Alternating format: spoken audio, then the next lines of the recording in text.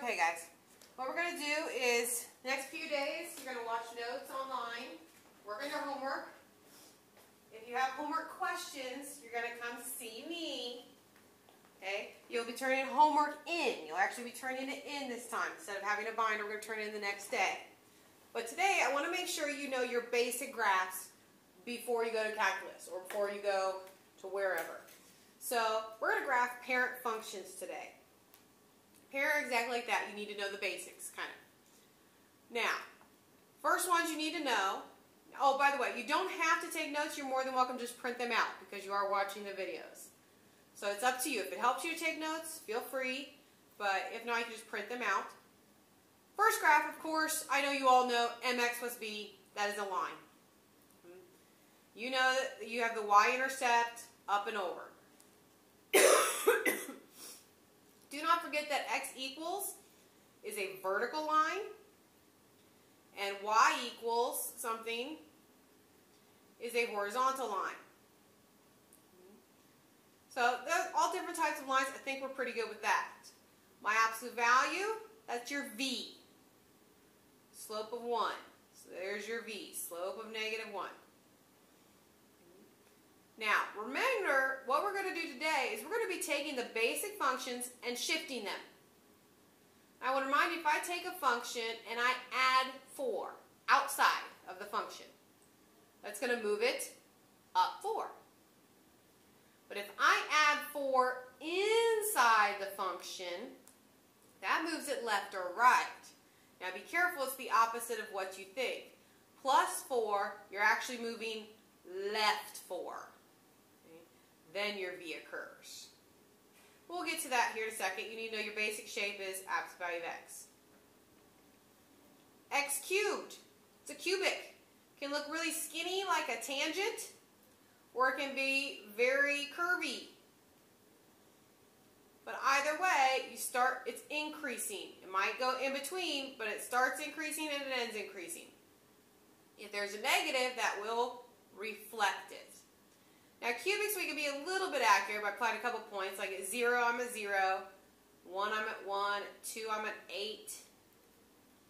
Vice versa. At -1, I'm at -1. If 2, I'm at -8. So really skinny. I'll try my best to draw this. So you can just plot a couple points, but we know in general it can be really skinny or it can be really curvy, depending on what's going on. Once again, a negative would simply reflect this. And it would be decreasing.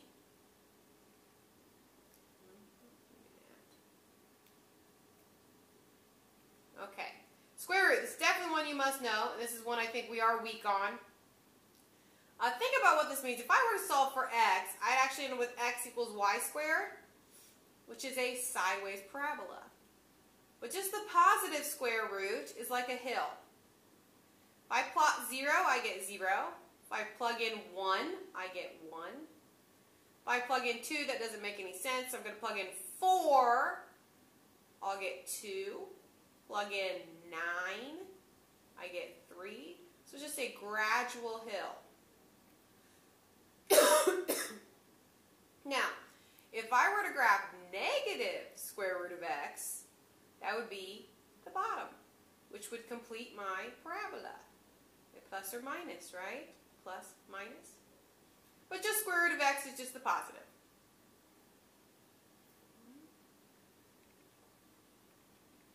Okay, x squared we all know, that's a beautiful parabola. Let's be accurate. At 1, we're at 1.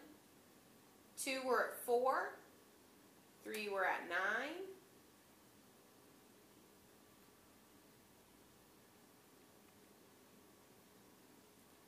And of course, I could add or subtract, which would move it up or down. If I add or subtract inside, that would move it left or right.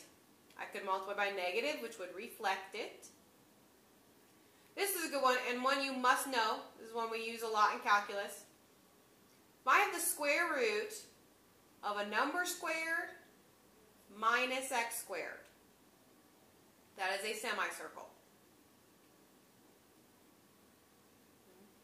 And its radius is a. So let's say I had square root of 25 minus x squared. So perfect square minus perfect square inside a square root. My radius would then be 5. So in all directions, I would have a radius of 5. Whoop, pretend it's a semicircle. Now, I only did the top half. Can you think for a second why? The negative half would be the negative square root, which would make it a whole circle if I had plus or minus there.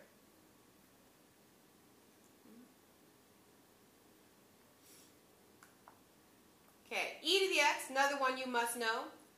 The big thing is at 0, it goes through 1, because when x is 0, anything to the 0 is 1. And it just starts off slowly, slowly, slowly, and then boom, grows. It is exponential. But it gets closer and closer to 0 at this end, goes towards infinity here. Big thing to know is this is positive. E to the x is always a positive number. Now you might reflect it and move it down, but e to the x as it is positive. Log, these are inverses, especially a natural log. Looks like this. It goes through 1 on the other axis and goes up. So it's just kind of a sideways graph almost. And of course you need to know your trig graphs. I'm going to assume you still know sine, cosine, tangent, all that good stuff. Secant, cosecant, cotangent. I'm going to assume you know those. So if you know your basic graphs, we should be good. Now, one thing we've kind of forgotten is how to find intercepts. Whoop, that's kind of bright. Let me change that. So to find intercepts, once again, intercepts are where you cross the x-axis or cross the y-axis. To find the x-intercept, you plug 0 in for y. That should make complete sense when we think about it. If I'm on the x-axis, an x-intercept, this is the point 2, 0. This is the point 6, 0. This is the point 9, 0. This is the point negative 2, 0. Notice how if I'm on the x-axis, my y value is 0. So that's why if I want to find x-intercepts, I simply plug in 0 for y. Likewise, to find y-intercepts, plug in 0 for x. Because then I would be stuck on the y-axis. Okay, so let's do one. We're going to graph 5x minus 2y equals 10.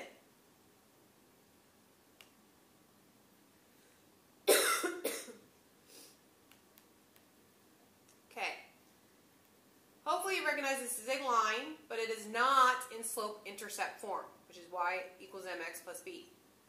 I could put it in slope-intercept form. I could solve for y. Or I could use my intercepts. And to do that, to find my x-intercepts, I plug in 0 for y. And if that's 0, I'm left with 5x equals 10 or x equals 2. So I cross the x-intercept at 2.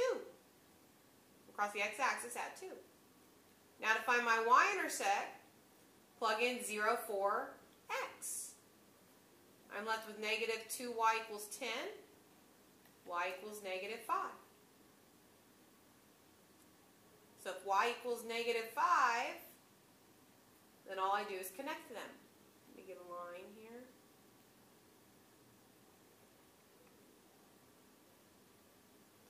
I didn't have to worry about slope or anything like that because slope is naturally there.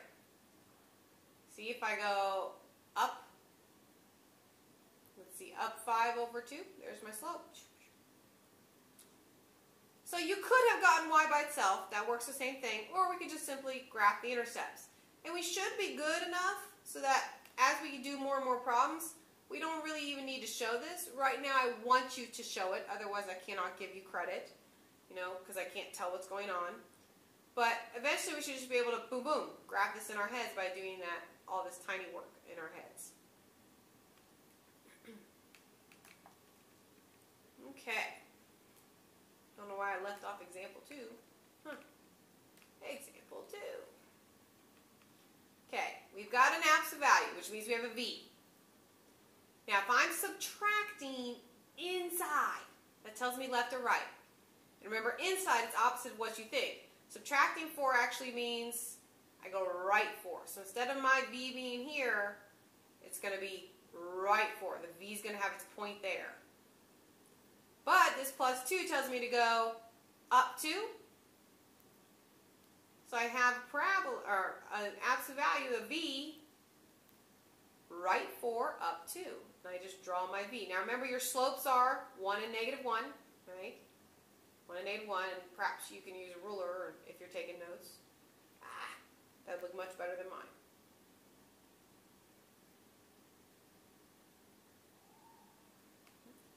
So there we go. Once again, inside the function is opposite of what you think. So -4 means you're actually going right. +4 means you're going left. But outside the function is exactly what it sounds like. Up 2 is when you're adding.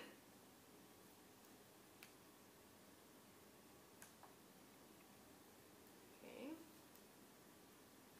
Example 3. We know it's a cubic, so it could look like this, or it could look real, curvy. Now, here I'm just going to kind of plot points because we can't be very accurate with like the V we can. So, at 0, I'm going to get 3, which makes sense because it's moved up 3. At 1, I'm going to get 5. At 2, it's way too big to graph. Let's see, I'll get 8, 16, 19, and I definitely don't have 19 squares, so it goes up. It's real skinny. Real skinny. So let's go -1. Well, let's see, that'll give me -2 plus 3, so that'll give me 1. So -1, I'm at 1. And -2, let's see if I have room for this one. -8 times 2 is -16 plus 3, -13. I do not have room. You might, but I don't. So it goes all the way down here. So even at -2, we're down quite a bit. So real skinny cubic. And that's not supposed to curve like that, but you get the idea. It's hard to do on a tablet.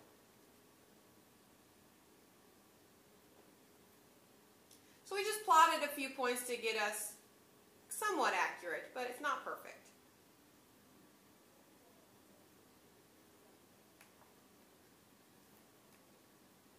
Example 4. 5 plus square root of x. Now square root of x is like the hill, right? It's like a hill. And adding 5 moves it up 5. So instead of the hill start at 0, it's now going to start at 5. If it helps you to plug in points, do it. If I plug in 1, I'm going to get 6. If I plug in 4, I'm going to get 7. Plug in 9, I'm going to get 8. There we go. This is just a dot. It does not have an arrow. It does not keep going. So it's just a hill moved up 5. Oh, here we go. Let's bring back some trig. Okay, we have to remember all our rules. So first of all, we have an amplitude of 4, moving up 1, and we're having a period change of 2 pi over b, which is just pi. So I'm going to make a squared be pi. Means this is pi over 2, negative pi over 2, negative pi. Let's see, make that be 4. So sine wave, of course, we did not forget that. Looks like this.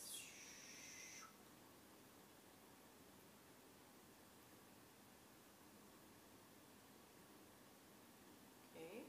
Now I'm going to stretch it 4. Stretch up to 4. It has to go through the same zeros. Well, pretend it's not disastrous.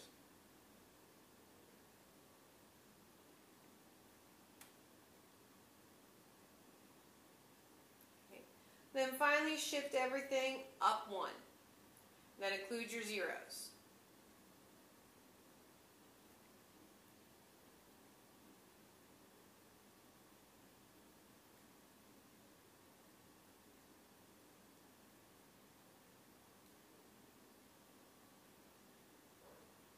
And that, it's a little messy because I am doing it by my Mobi. It's a little hard. But that shouldn't be anything new. We've been reviewing that. We hit it again with our post-assessment a few weeks ago. That should be old stuff. Example 6. 4 minus x squared. Now we know x squared is a parabola, but that negative flips it. So instead of opening up, it now opens down. If it helps you, write this plus negative. So that flips it down, but then I'm adding 4, which will move it up. So I'm going to have a parabola up and down, moved up 4, so I'm going to be right here. Let's plot a few points to be accurate. At 1, I'm at 3. At 2, I'm at 0. At 3, I'm at negative 5. And it mirrors it because it is, in fact, a beautiful parabola. Whoops, negative 5. Whoa, let's try that again.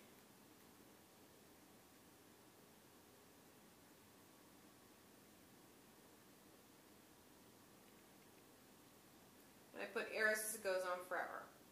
It's kind of a skinny one because my graph paper is small.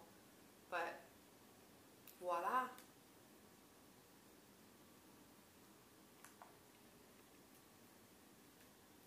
What are we on? Example 7? I know, I'm overwhelming you with examples. Here's a square root of a perfect square minus a perfect square, which is a semicircle. The radius is this square root, which is 3. Now, since it's a positive square root, it's the top circle. If it were negative, it would be the bottom. But I have a radius of 3 in every direction. There we go.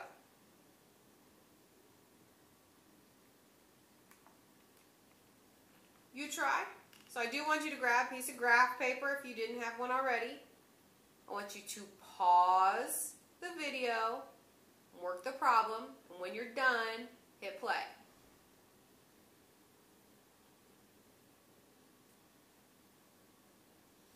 Okay, hopefully you've worked it. Now this is a V.